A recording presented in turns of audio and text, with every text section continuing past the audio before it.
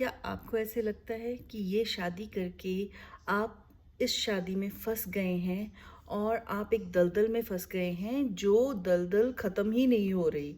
आप धँसते ही धँसते जा रहे हैं and there is no way out. अगर आपकी शादी आपको इस तरह से लगती है, please check out whether you have married a narcissist.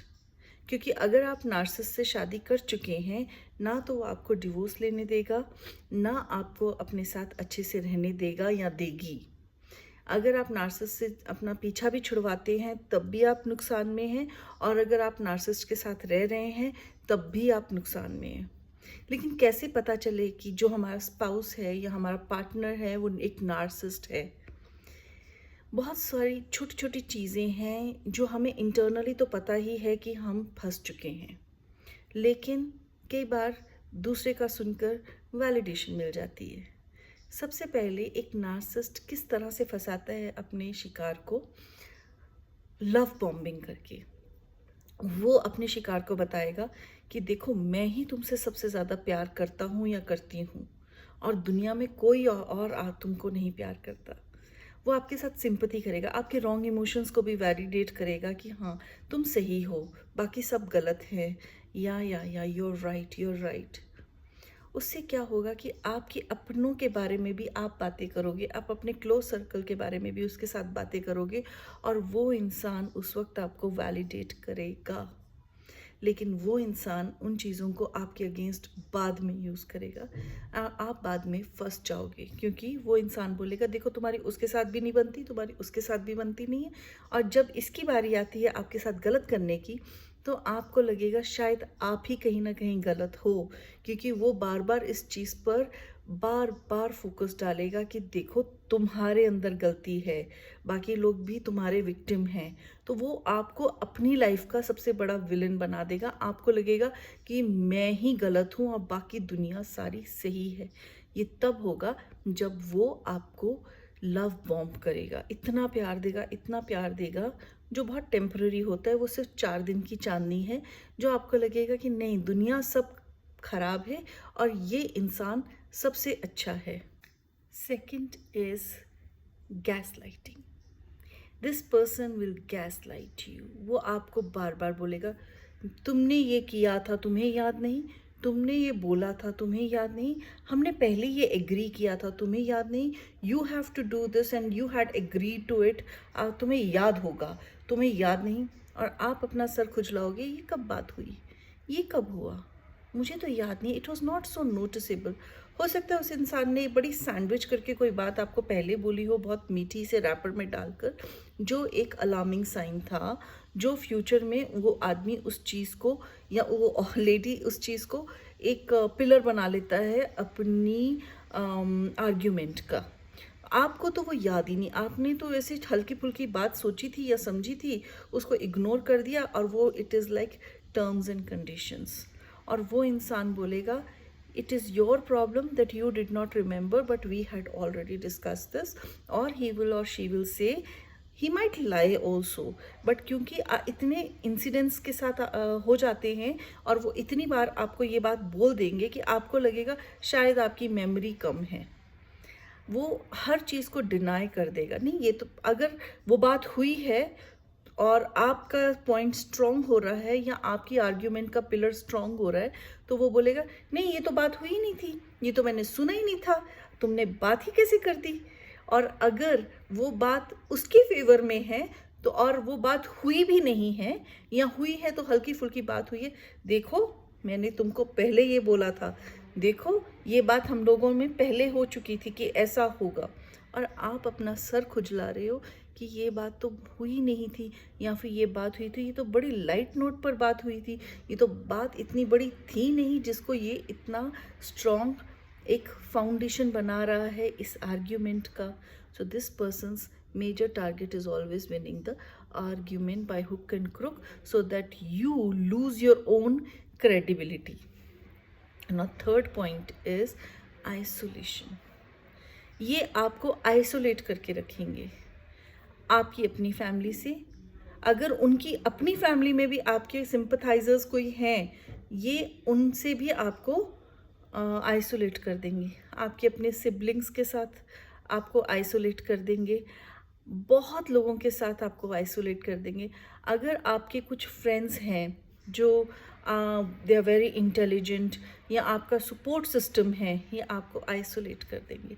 अगर आप एक ऐसे एरिया में रह रहे हैं जहाँ लोग आपको जानने लग गए, आपको रिस्पेक्ट कर रहे हैं, या आपसे प्यार कर रहे हैं, लोग आपको एक रिकग्निशन दे रहे हैं, ये इंसान आपको वहाँ से निकालेगा, बोलेगा कि नहीं, we have to move out, so that you don't get any sort of support from others, या आपके इमोशंस को वैलिडेशन ना मिल जाए। आपका कॉन्फिडेंस जो उसने इतनी मुश्किल से क्रश कर दिया है, वो आपका वापस रीगेन ना हो जाए।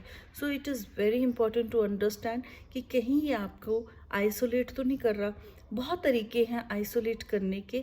फर्स्ट तरीका होता है, ये आपके फ्रेंड सर्कल के ऊपर इल्ज़ाम लगाएगा या लगाएगी।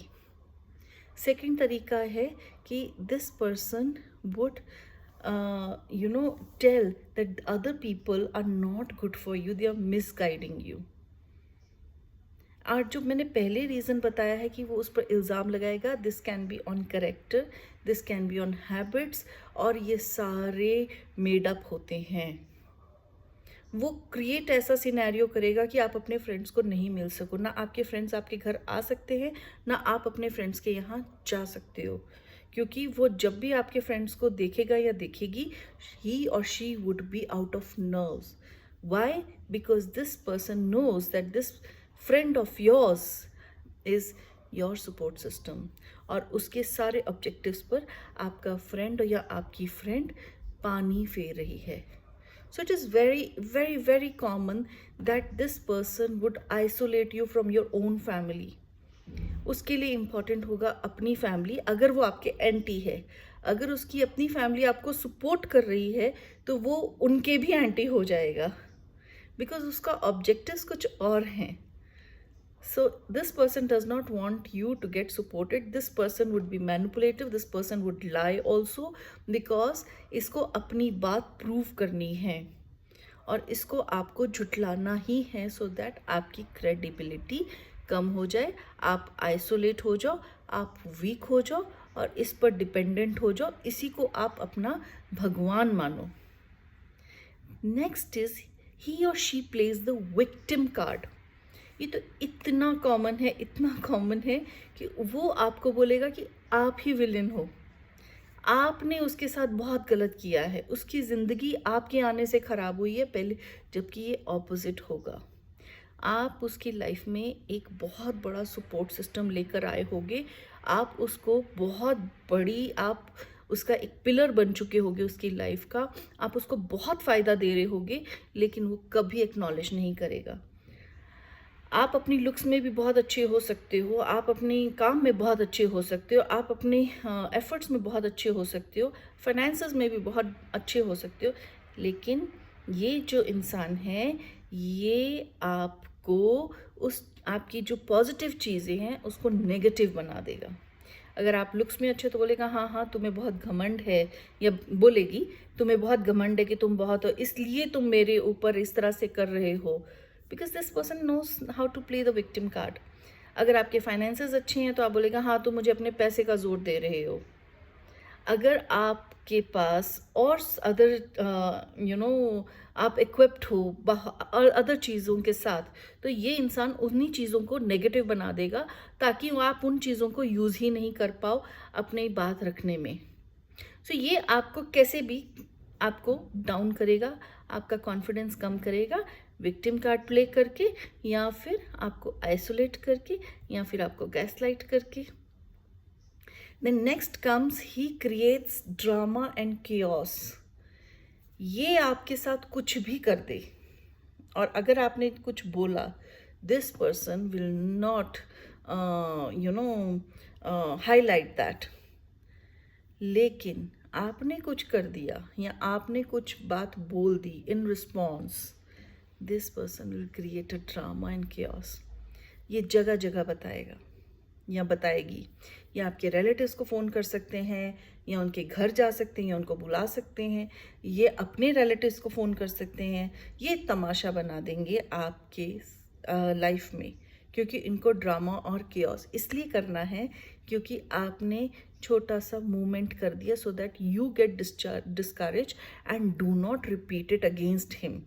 सो नेक्स्ट टाइम, और इससे क्या होगा, बार बार आपको भी लगेगा कि इतने लोगों को बुलाकर तमाशा बनाने से अच्छा है चुप करके बैठे रहो, क्योंकि ये इंसान झूठ बोलने में बहुत माहिर होते हैं.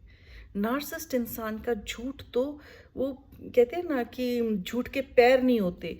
एक नार्सिसिस्ट इंसान के लिए गाजर मूली है झूठ बोलना, और इतनी सफाई से बोलेंगे. और आप इतना कॉन्फिडेंस ऑलरेडी लूज कर चुके हो तो आपको आधी बातें तो याद भी नहीं रहेंगी.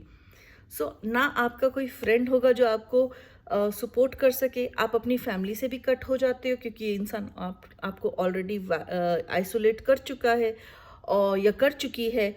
और ये इंसान इतना झूठ बोलेगा कि आपके अपनों को आपके अगेंस्ट कर सकता है.